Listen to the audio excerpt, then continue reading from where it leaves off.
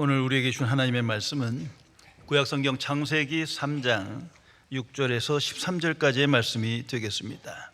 제가 가진 성경은 구약성경 제3면에 기록되어 있습니다. 구약성경 3면에 기록된 창세기 3장 6절에서 13절까지의 말씀입니다. 이 기록된 계시의 말씀을 봉독하는 중에 살아계신 하나님의 음성을 모두 다 함께 들으실 수 있기를 바랍니다. 하나님의 말씀입니다. 여자가 그 나무를 본즉 먹음직도 하고 보암직도 하고 지혜롭게 할 만큼 탐스럽기도 한 나무인지라. 여자가 그 열매를 따먹고 자기와 함께 있는 남편에게도 주매 그도 먹은지라. 이에 그들의 눈이 밝아져 자기들이 벗은 줄을 알고 무화과 나무 잎을 엮어 치마로 삼았더라. 그들이 그날 바람이 불 때 동산에 거니시는 여호와 하나님의 소리를 듣고 아담과 그의 아내가 여호와 하나님의 낯을 피하여 동산 나무 사이에 숨은지라. 여호와 하나님이 아담을 부르시며 그에게 이르시되 네가 어디 있느냐. 이르되 내가 동산에서 하나님의 소리를 듣고 내가 벗었으므로 두려워하여 숨었나이다. 이르시되 누가 너희 벗었음을 네게 알렸느냐. 내가 네게 먹지 말라 한 명한 그 나무 열매를 네가 먹었느냐. 아담이 이르되 하나님이 주셔서 나와 함께 하신 여자 그가 그 나무 열매를 내게 주므로 내가 먹었나이다. 여호와 하나님이 여자에게 이르시되 네가 어찌하여 이렇게 하였느냐. 여자가 이르되 뱀이 나를 꿰므로 내가 먹었나이다. 아멘. 저명한 조식 신학자인 알리스터 맥그라스 박사가 쓴 셀프 이스템 자존감이라는 책에 나오는 내용을 소개합니다. 이 책에서 죄의 핵심 결과는 세 가지 차원인 신체적인 차원, 인격적인 차원, 도덕적인 차원에서 하나님과 분리된다고 강조하며 설명하고 있습니다. 첫째, 신체적 차원에서 우리는 죄의 필연적 결과로 죽는다.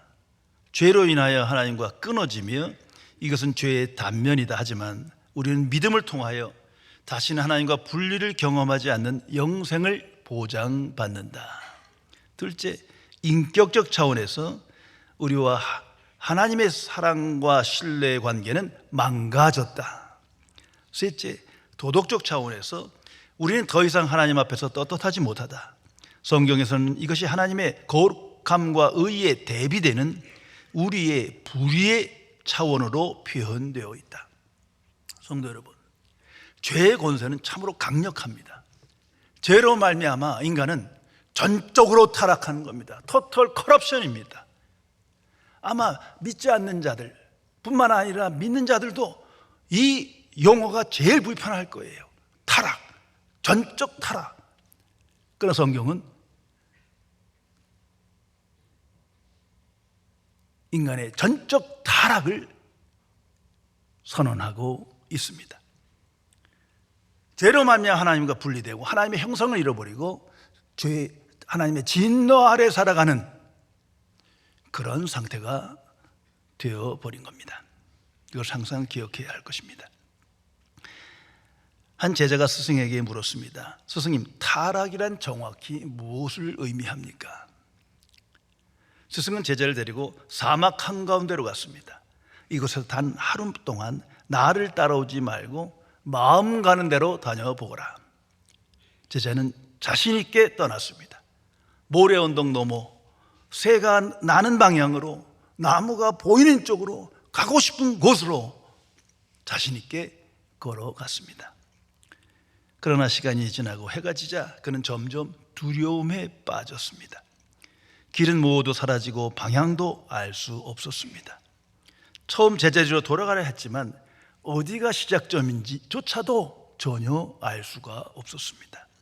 캄캄한 밤이 되자 그는 모래 위에 주저앉아 울기 시작했습니다. 그때 스승이 나타나 말했습니다. 타락은 바로 이것이다. 하나님 없이 자신이 길을 택한다고 생각하지만 결국 방향을 잃고 헤매게 된다. 타락은 바로 죄의 결과이며 방향을 잃은 존재의 상태를 말하는 것이다. 깊이 생각해 보시기 바랍니다. 성도 여러분, 인간은 하나님의 형상대로 창조된 고귀한 존재입니다. 성경은 그것을 명백하게 선언하고 있습니다. 그래서 오직 하나님 앞에서, 그리고 하나님을 인식함으로 바른 정체성을 가지고 오늘을 살아가게 됩니다. 그러나 사탄의 유혹에 의하여 죄의 권세 아래 빠지게 되었고 하나님의 형상을 잃어버리고 잘못된 정체성을 가지고 오늘을 살아갑니다. 무작정 달려갑니다. 내가 어디로 가는지를 알지 못한 채 앞으로 미래로 나아갑니다. 이것이 인간의 불행이며 비극입니다.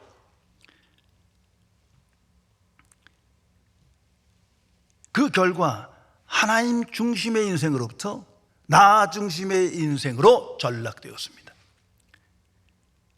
하나님을 향한 인생으로부터 나와 세상을 향한 인생으로 변질된 겁니다. 이것이 인간의 타락입니다. 거듭난 그리스도의 첫 번째 의식은 하나님 앞에서 바른 정체성을 갖게 되는 것입니다. 예수 그리스도 안에서 비로소 내가 얼마나 큰 죄임을 깨닫게 되었고, 동시에 내가 얼마나 하나님의 큰 사랑을 받는 고귀한 존재인가를 깨닫게 됩니다. 비로소 하나님의 형상이 회복된 것입니다. 오직 예수 그리스도 안에서 십자가의 복음을 믿음으로 깨닫게 된 영적 진리라는 사실을 기억해야 합니다. 오늘 성경 본문에 에덴 동산에서 일어섰던 계시적 사건이 기록되어 있습니다. 에덴 동산은 유토피아입니다. 하나님의 우주 만물을 창조하시고 마지막에 인간을 고귀한 존재로 창조하시며 하나님의 주권을 위임해 주셨습니다. 모든 것을 다스리게 하라. 그처럼 인간은 주권적이며 책임적 존재로 창조된 것입니다. 그러나 불순종하여 선악과를 따먹음으로 타락하게 됩니다. 창조주 하나님께 불순종함으로 죄를 짓고 죄의 권세 아래 하나님의 형상을 잃어버리고 잘못된 정체성을 가지고 살아갑니다. 이런 일이 유토피아인 에덴에서 일어난 것입니다. 이것을 기억해야 합니다. 타락은 환경의 문제가 아닙니다. 그리고 오늘 본문에서 그 타락의 결과가 무엇인지, 죄의 결과가 무엇인지, 타락한 인간의 모습이 어떠한지를 네 가지 계시해 주고 있습니다. 오늘 나의 모습이 그 안에 나타나 있는 것입니다. 첫째가 육체를 인식하게 되었다는 겁니다. 벗은 몸의 부끄러움을, 수치감을 느끼게 되었다는 겁니다. 타락 이전에는 벗고 다녀도 전혀 부끄러워하지 않았어요. 아니, 육체를 인식하지 않았어요.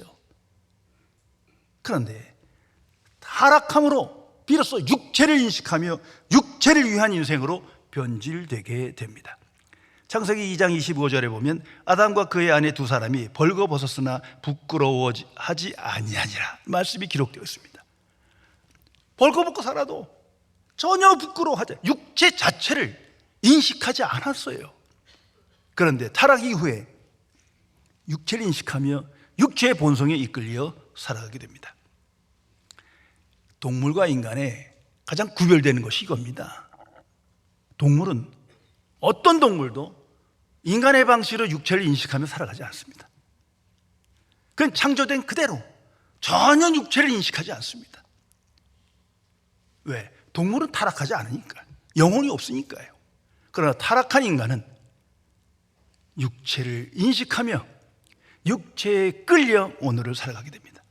그래서 무엇을 입을까, 무엇을 마실까, 무엇을 입을까, 어떻게 하면 즐거울까, 이게 다 몸의 유익, 몸의 기쁨을 위한 본성이 돼버린 거예요. 인생의 최고의 관심이 육체의 안일과 행복, 기쁨이 되어버린 겁니다.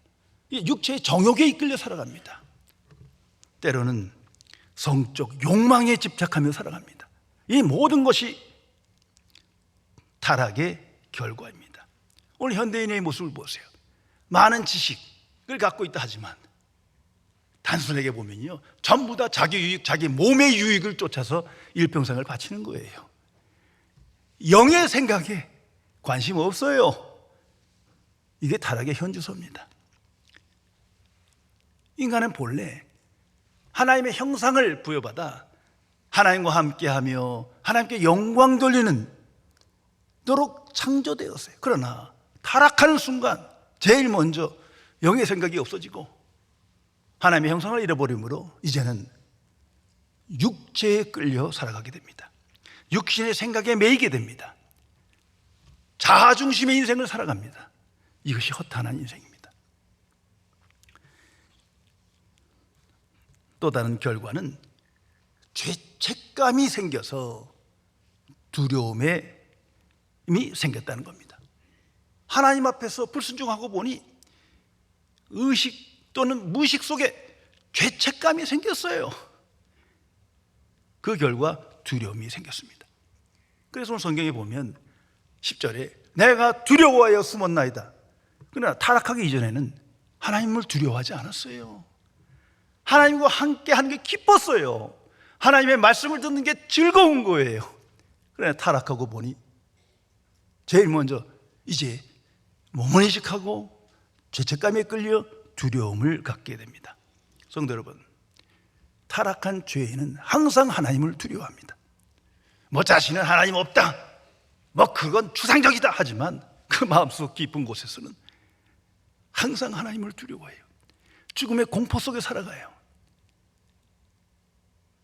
빛을 싫어해요. 진리를 가까이 가지 않아요. 왜? 죄책감이 있기 때문이에요. 진리 앞에서, 빛 앞에서, 하나님 앞에서 모든 게 확연히 드러나니까 그게 싫은 거예요. 두려움을 느끼게 됩니다. 거듭난 그리스도인에겐 두려움이 없습니다. 부활신앙을 갖는 자에겐 그 두려움이 사라졌어요. 하나님의 사랑을 알고 그 은혜를 알고 그 은혜와 사랑에 응답하는 자에겐 그 순간은 우리에게 두려움이 없습니다. 그러나 타락한 죄인은 항상 그 두려움에 붙들려 살아가게 됩니다. 그리고 또 다른 결과는 하나님을 피하여 숨습니다. 하나님과 분리됩니다. 하나님이 떠나는 것이 아니라 잘못한 타락한 죄인이 스스로 하나님으로부터 피하여 숨습니다. 오늘 사건이 바로 그겁니다. 타락하기 이전에는 창조주 하나님께 나아가고 하나님의 음성을 듣는 것이 인생의 최고의 복이요, 최고의 만족이요, 행복이었는데 타락하고 나니까 스스로 하나님을 떠나요. 피하여 숨습니다. 오늘도 마찬가지입니다. 왜 그렇습니까? 이 두려움이 계속 내 안에 지속되기 때문이에요. 심판에 대한 두려움이 생겼어요. 왜? 자신이 잘못한 걸 아니까. 마치 자녀들이 큰 잘못했을 때 항상 가까이 있는 부모를 피합니다. 그 얼굴을 정면을 보기를 싫어해요. 왜? 지가 잘못했으니까. 마치 이와 같아요. 내가 잘못한 것을 알기에 인정하긴 싫어도 그 죄책감과 두려움이 있기에 하나님을 피하여 스스로 분리된 인생을 살아가게 됩니다. 하나님께서 선악과를 찍으시고 말씀하십니다. 네가 먹는 날에는 반드시 죽으리라.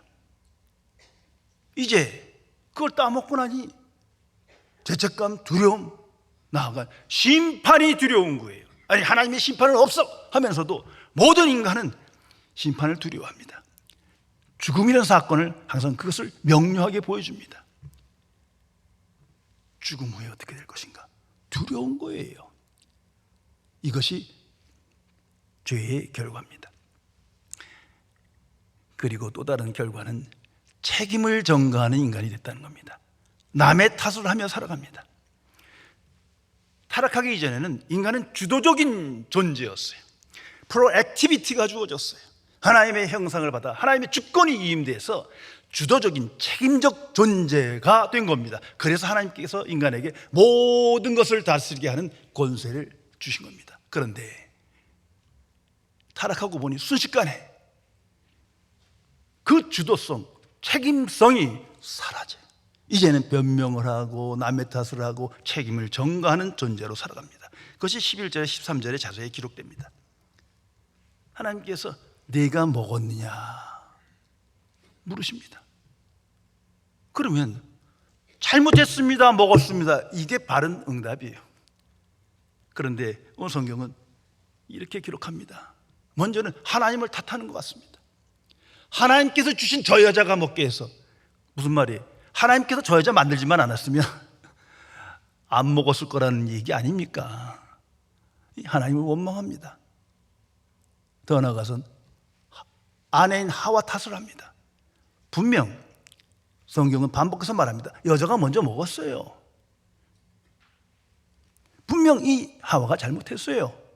그러나 결국 내가 선택했고 내가 행동한 겁니다. 나의 전적인 책임이에요. 그런데도 남을 탓합니다.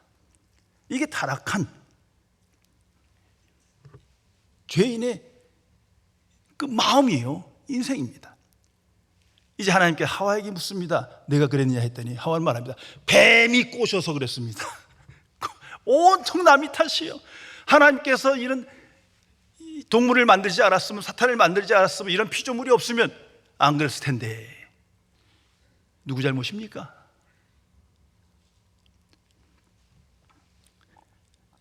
오늘날 이 시대는 남의 탓 시대 정신이 만연한 세상입니다.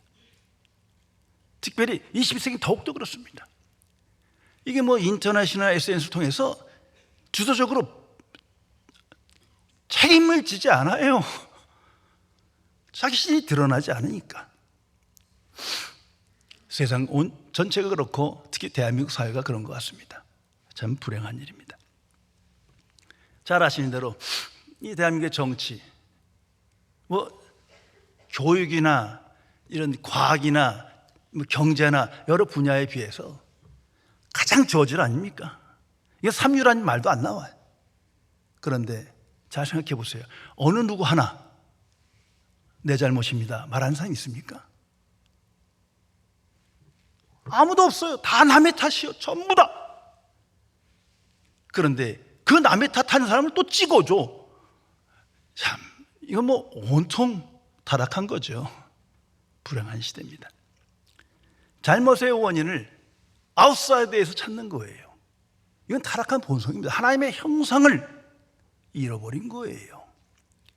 타락한 인간의 현주소를 우리에게 보여주고 있습니다. 이 모든 상황 속에서 하나님은 직접 찾아오십니다.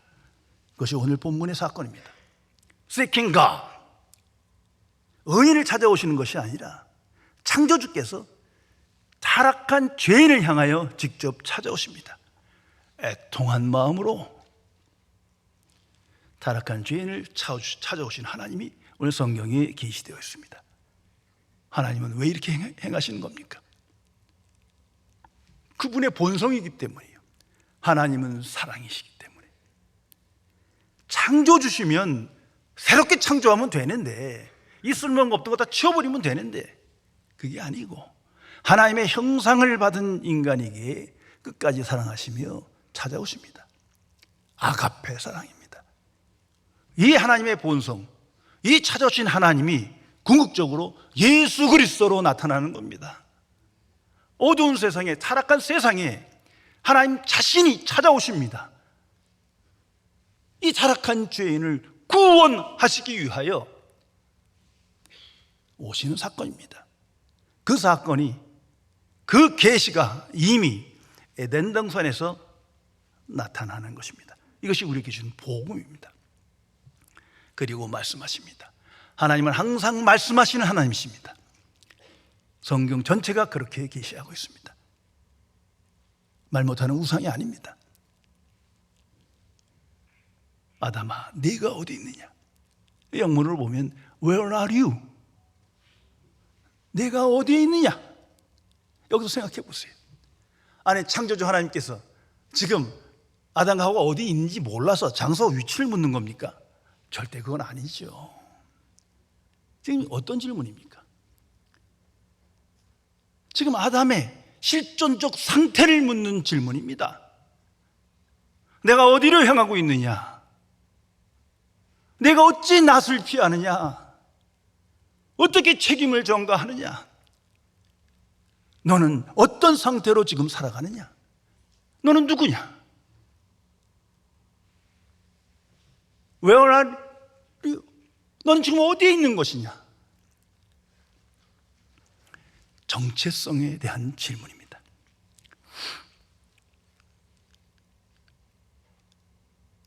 대학교에서 오랜 시간 총장을 하신 한 분이 에덴 낙원에 자기 자리를 마련하시고 거기다가 오늘 본문 아담아 내가 어디냐 이 한 구절을 적어 놓으셨더라고요.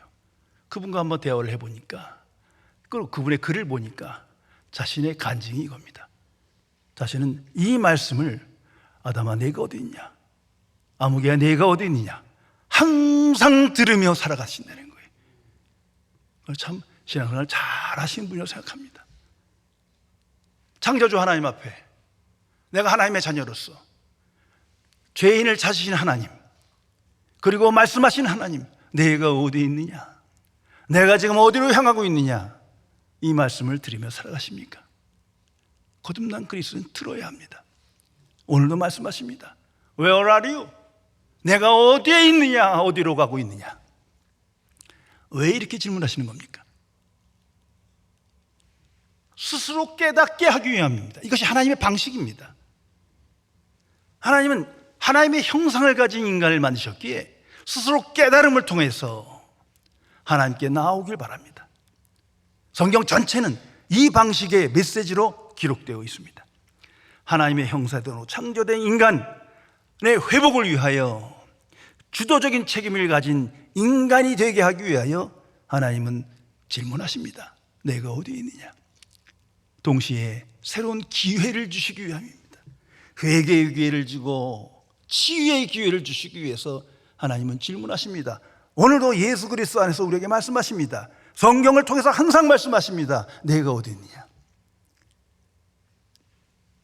아담과 하와는 불행히도 깨닫지 못했어요. 새로운 기회를 붙잡지 못했어요. 회개하지 않습니다. 그리고 결국 에덴에서 추방됩니다. 영원히 분리됩니다. 비참한 인생이 된 것입니다. 하나님의 심판이 임한 것입니다. 성도 여러분, 창조주 하나님께서 죄인을 향하여 찾아오십니다. 예수 그리스도가 그 결정적 계시입니다. 하나님이 원하시는 것이 무엇입니까? 오늘도 죄인을 향하여 끝까지 찾아오시어 하나님의 은혜와 사랑을 알게 하시고 내게 말씀을 주십니다. 내 정체성을 깨닫게 하십니다. 그 목적이 무엇입니까? 단 한 가지입니다. 하나님의 형상을 회복한 인간으로 살게 하기 위하여, 하나님 앞에서 바른 정체성을 가진 인간으로 하나님이 주신 복을 누리며 주와 동행하며 말씀에 순종하며 하나님께 영광 돌리는 인생을 살게 하기 위하여 하나님은 죄인을 향하여 찾아오시며 말씀하십니다. 이 일을 위하여 우리에게 필요한 것은 말씀을 듣는 것이요, 말씀 앞에서 회개하는 것입니다. 창조주시며 거룩하신 하나님을 기억할 때마다 우리는 비록 구원받은 그리스도이지만 날마다 회개할 수밖에 없어요. 성경 어디를 펴도 그 말씀 앞에 내가 누구인지를 알며 회개하게 됩니다. 이것이 성령의 역사입니다. 성경에 보면 당연한 것 같지만 의외의 인물이 등장합니다. 그분이 다윗이에요. 세상적 기준으로나 하나님의 기준으로 봤을 때 참으로 무서운 죄를 지은 죄인입니다. 그 마음에 두려움이 가득한 그러한 인생을 경험한 사람입니다. 그럼에도 불구하고 그가 성경에서 가장 많이 그 이름이 나타납니다. 800번 이상이 기록됩니다. 더욱이 다윗의 자손 예수, 이렇게 기록됩니다. 하나님의 마음에 합한 자로 기록됩니다. 그 엄청난 죄를 지은 악인인데 하나님께서 그를 사랑하십니다. 왜 그렇습니까? 이게 우리에게 주는 메시지예요. 그는 철저하게 회개합니다. 어떤 상황에 놓여도, 정말 세상에서 가장 악인의 위치에 범죄를 저질렀어도 말씀이 들리는 그 순간 모든 게 내 책임입니다, 진실로 애통하는 마음으로 회개합니다. 단 한 번도 남의 탓을 하지 않았어요. 할 만한데 안 합니다. 사울 탓이요, 뭐 주변 상황 탓이요, 악인들의 탓이요, 밧세바의 탓이요. 분명히 이성적으로는 그럴듯한데 하나님 앞에서는, 하나님과 나와의 관계, 수적 관계, 창조주 하나님 앞에서 비로소 인식합니다. 내가 누구인 줄 알게 됩니다. 그리고 하나님의 은총 속에 죄사함을 받고 새로운 기회를 얻어 위대한 다윗이 되는 겁니다. 이것이 우리에게 주어진 최상의 복음입니다. 현대 선교의 아버지로 불리는 스탠리 존스 목사님의 유명한 일화가 있습니다. 많은 사람들이 이분에게 물었을 거예요. 인도에서 평생을 선교하여 가장 존경받는 그러한 선교사였기 때문입니다. 목사님은 하나님의 음성을 들은 적이 있습니까? 얼마나 자주 들으십니까? 이분은 이렇게 대답합니다. 나는 단 한 번도 하나님의 음성을 사람의 음성처럼 귀로 들은 적은 없습니다. 저는 기적과 같이 하나님의 음성을 들은 적은 없지만 성경을 통해 매일매일 하나님의 사랑을 깨닫고 느끼고 있습니다.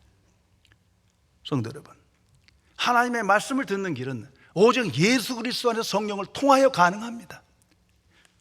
성경을 통하여 내게 말씀하십니다.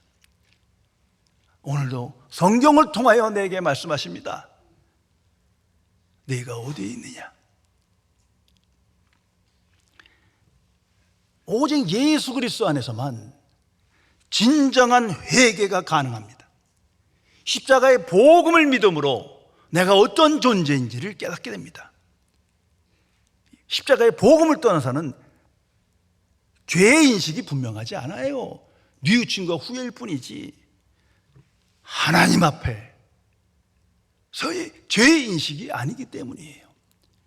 또한 예수 그리스도 안에서만 이 죄의 문제의 해결책을 갖습니다. 오직 믿음으로 죄사함을 얻습니다.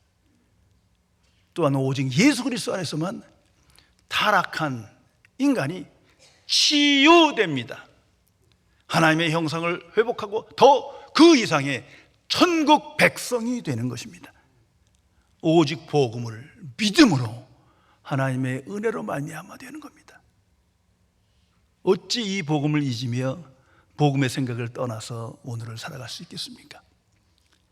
진리의 성령께서 믿는 자로 하여금 항상 예수 그리스도께로 인도하여 하나님의 말씀을 듣고 응답하게 하십니다.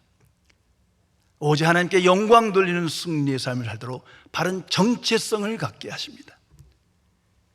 그리고 하나님께서 성령을 통해서 우리에게 오늘도 말씀하십니다. 내가 어디에 있느냐? 내가 어디로 가고 있느냐? 내가 어떤 실존적 상태의 정체성을 가지고 오늘을 살아가느냐? 기도하시겠습니다. 창조주시며 거룩하신 하나님 아버지, 오직 예수 그리스도를 믿음으로 하나님의 자녀 되었건만 아직도 하나님 앞에서 바른 정체성을 가지고 살아가지 못하고 내가 누구인지를 알지 못한 채 바쁘게 살아가며 맹목적인 인생을 살아가며 잘되기만을 바라며 허탄한 인생을 반복하는 죄인을 용서하여 주옵소서. 진실로 예수 그리스도 안에서 하나님의 은혜로 말미암아 믿음으로 이제는 하나님을 인식함으로 참 회개의 사람이 되었음을 기억하며 참 치유의 사람이 되었음을 기뻐하며 오늘도 하나님의 은혜와 사랑이 내게 들려짐을 고백하며 그 말씀에 응답하는 승리의 삶을 살도록 지켜 주옵소서. 보혜사 성령이시여, 날마다 성령 충만함을 받아 내게 주신 하나님의 말씀을 성경을 통해 듣게 하시고 하나님이 가까이 하며 내 인생의 최고의 복임을 알게 하시며 주와 동행함이 주의 영광을 나타내미 내 인생의 최고의 가치 있는 이름을 인식하여 이제는 복음의 증인으로 하나님의 이름을 영화롭게 하는 승리의 삶을 살도록 지켜 주옵소서. 주 예수 그리스도의 이름으로 간절히 기도드리옵나이다. 아멘.